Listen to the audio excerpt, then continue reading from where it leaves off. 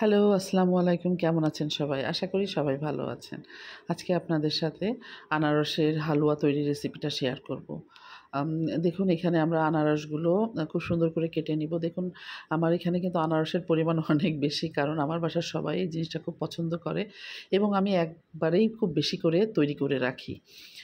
এই যে দেখুন এখানে আনারস এইভাবে কেটে আমরা একটু ছোট, ছোট পিস করে নিব।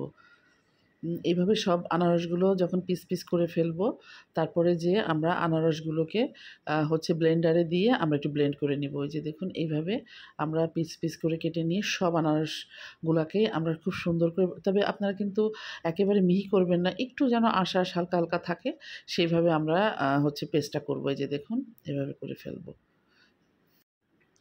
এবার এর ভিতরে আমরা একটু এলাচটা অ্যাড করে নিয়েছি।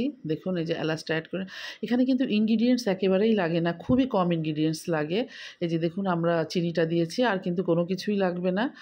পরিমাণ মতো চিনিটাও দিয়ে নিব। এই যে দেখুন চিনিটা দেয়া হয়ে গেছে। দিয়ে আমরা কিন্তু এবার আমাদের কাজ, এটাকে আমরা অনবরত আমাদেরকে নাড়তে হবে এবং খুব ১ম এ একটু হাই ফ্লেমে, পরে যে আস্তে আমরা জালটা একটু কমিয়ে ফেলবো। এই যে দেখুন আরেকটা পাত্রেও আমরা নিয়েছি, কারণ এখানে আনারসের পরিমাণটা একটু বেশি আগেই বলেছিলাম।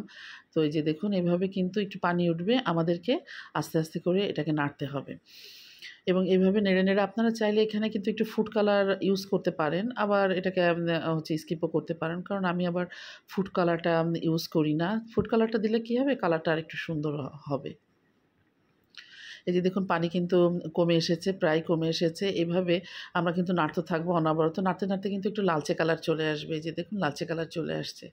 যখন একেবারে একটু শক্ত হয়ে যাবে, তখন কিন্তু আমরা নামিয়ে ফেলবো এবং এটা দিয়ে কিন্তু আপনার কেকও তৈরি করা যায়। আমি আপনাদেরকে আরেকদিন এই আনারস দিয়ে কীভাবে কেক তৈরি করতে হয় সেটার রেসিপিও দেখিয়ে দিব।